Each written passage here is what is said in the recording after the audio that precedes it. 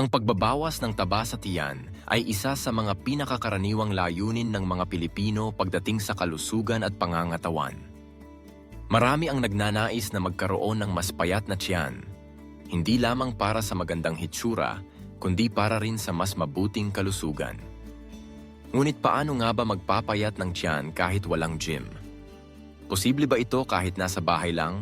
At para sa mga nagsisimula, paano dapat simulan ang journey na ito? Ang unang hakbang ay ang pag-unawa na ang pagbabawas ng taba sa tiyan ay hindi lamang tungkol sa paggawa ng ilang exercise. Ito ay kombinasyon ng tamang pagkain, physical activity, tamang pag-iisip at disiplina. Hindi mo kailangang bumili ng mamahaling equipment, magbayad ng gym membership, o sumunod sa mahigpit na diet na mahirap panindigan. Sa tamang kaalaman at determinasyon, maaari mong simulan ang pagbabago sa iyong katawan kahit sa loob lang ng iyong bahay. Isa sa mga pinakamahalagang aspeto ay ang tamang nutrisyon. Ang pagkain ang pundasyon ng fat loss, lalo na sa tiyan. Hindi kailangang magutom, ngunit mahalagang maging mapili sa mga kinakain. Iwasan ang matatamis, mataas sa refined carbohydrates at mga processed foods. Piliin ang mga whole foods tulad ng gulay, prutas, lean proteins gaya ng isda, manok, itlog, at mga complex carbohydrates gaya ng brown rice, kamote o oatmeal. Umiwas sa soft drinks, matatamis na juice, at sobrang pag-inom ng alak.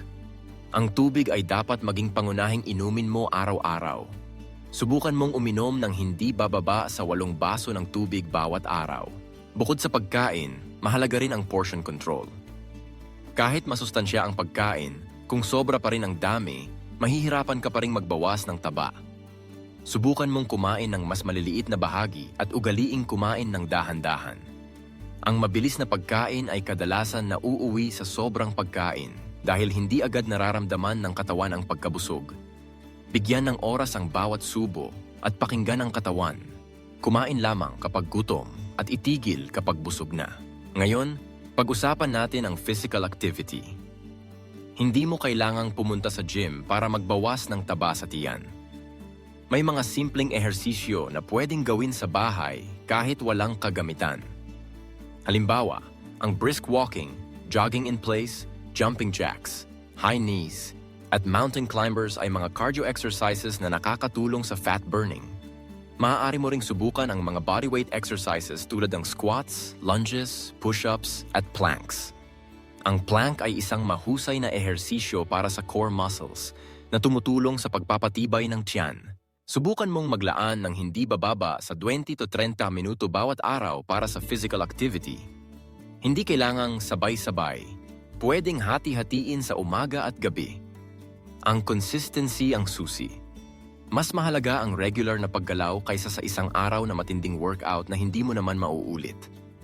Mag-set ng realistic na goals. Halimbawa, maglakad ng 5,000 hanggang 10,000 steps bawat araw o mag-plank ng 30 seconds hanggang 1 minute, depende sa iyong kakayanan. Mahalaga ring tandaan na walang tinatawag na spot reduction. Hindi pwedeng mag-focus lamang sa tiyan sa pagbabawas ng taba. Kapag nagbawas ka ng body fat, buo ang katawan na naapektuhan. Ang mga AB exercises tulad ng crunches at sit-ups ay nakakatulong sa pagpapatibay ng muscles sa tiyan, pero hindi sapat para tunawin ang taba. Samahan ito ng cardio exercises at tamang nutrisyon para mas epektibong magbawas ng taba sa buong katawan kabilang na ang tiyan. Bukod sa pagkain at ehersisyo, may iba pang aspeto na dapat isaalang-alang. Ang stress ay isa sa mga pangunahing sanhi ng pagtaas ng taba sa tiyan dahil naglalabas ang katawan ng cortisol, isang hormone na nagpo-promote ng fat storage sa abdominal area. Hanapin ang mga paraan para ma-manage ang stress. Subukan ang meditation, deep breathing, journaling, o simpleng paghahanap ng oras para sa sarili. Ang sapat na tulog ay mahalaga rin. Subukan mong matulog ng 7 hanggang 8 oras gabi-gabi dahil ang kulang sa tulog ay nauugnay din sa pagtaas ng timbang at belly fat. Ang paglalakad ay isa sa pinakasimpleng ehersisyo na pwedeng gawin ng kahit sino, kahit walang gym. Kapag naglalakad ka ng mabilis, pinapabilis mo ang tibok ng puso, pinapataas ang calorie burn, at tinutulungan ang katawan na magbawas ng taba. Maaari mong gamitin ang hagdanan sa bahay, maglakad-lakad sa paligid, o mag-step up at down gamit ang isang matibay na upuan. Hindi mo kailangan ng mamahaling sapatos or equipment. Ang mahalaga ay kumikilos ang katawan. Maging mapanuri sa mga produktong nagkiklaim na instant belly fat loss. Walang magic pill, cream, o kagamitan na kayang tunawin agad ang taba sa tiyan. Ang tunay na pagbabago ay nangyayari sa tamang paraan. Sa pag-aalaga ng katawan sa loob at labas, sa patience at consistency.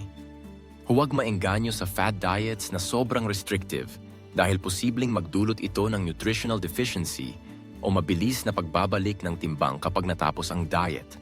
Kung ikaw ay nagsisimula pa lang, mag-focus sa mga maliliit na pagbabago. Halimbawa, palitan ng white rice ng brown rice, uminom ng tubig imbes na soft drinks, at maglakad-lakad tuwing hapon. Unti-untihin ang pagbabago ng lifestyle at iwasang biglain ang sarili. Tandaan na ang bawat maliit na hakbang ay may malaking ambag sa pangmatagalang resulta. Mahalaga rin ang support system. I-share mo ang iyong goals sa pamilya o kaibigan para may kasama kang mag-motivate sa'yo. Maaari mo ring gamitin ang social media bilang inspirasyon. Mag-follow ng mga accounts na nagbibigay ng tips at motivation para sa healthy lifestyle. Ngunit maging maingat sa mga crash diets o extreme workouts na nakikita online. Piliin ang mga advice na practical at sustainable. Isa pang tip para sa belly fat loss ay ang pag-iwas sa sobrang pag-upo. Kung ikaw ay nagtatrabaho sa opisina o nag-aaral, subukan mong tumayo at mag-inat-inat bawat oras. Ang sedentary lifestyle ay kadalasang nauugnay sa pagdami ng taba sa tiyan. Maaari kang maglagay ng reminder sa iyong cellphone para tumayo o maglakad-lakad kada 30 minuto. Ang pag-inom ng green tea ay napatunayan ng ilang pag-aaral na nakakatulong sa fat loss dahil ito ay may antioxidant na tumutulong sa metabolism. Maaari mo ring subukan ang black coffee pero iwasan ang sobrang asukal at creamer. Tandaan na hindi dapat umasa lamang sa mga ganitong inumin. Dapat ay kasabay ito ng tamang pagkain at ehersisyo. Sa paglalakbay mo sa pagpapapayat ng tiyan, maging patient at huwag panghinaan ng loob kung mabagal ang resulta. Mag-focus sa progress, hindi perfection. Ang pagbabago ay unti-unting nangyayari. Maaaring sa umpisa ay hindi mo agad makita ang epekto, pero habang tumatagal, mararamdaman mo ang pagbabago sa iyong lakas, stamina at overall na kalusugan. Huwag kalimutan ang self-care. Ang pagpapapayat ay hindi lamang para sa pisikal na anyo, kundi para sa kabuuang kalusugan. I-celebrate ang maliliit na victories. Halimbawa, kapag nakapaglakad ka ng dagdag na steps o napili mong kumain ng gulay imbes na junk food. Ang bawat araw ay pagkakataon para gawin ang mas mabuting pagpili. Sa wakas, ang pinakaimportanteng tip, huwag ikumpara ang sarili sa iba. Lahat tayo ay may iba't ibang katawan, metabolism at lifestyle. Ang mahalaga ay ang personal na progress. Magpasalamat sa sarili sa bawat effort at ipagpatuloy ang journey mo patungo sa mas healthy na katawan at mas payat na tiyan. Sa simpleng mga pagbabago sa pagkain, regular na physical activity, tamang pag-manage ng stress, sapat na tulog at positibong pananaw, posibleng-posible mong mabawasan ang taba sa tiyan kahit walang gym. Ang bawat hakbang ay mahalaga. At ang tagumpay ay nakasalalay sa consistency, dedication, at pagmamahal sa sarili. Simulan mo na ang iyong journey at tandaan, ang tunay na pagbabago ay nagsisimula sa maliit na desisyon, araw-araw.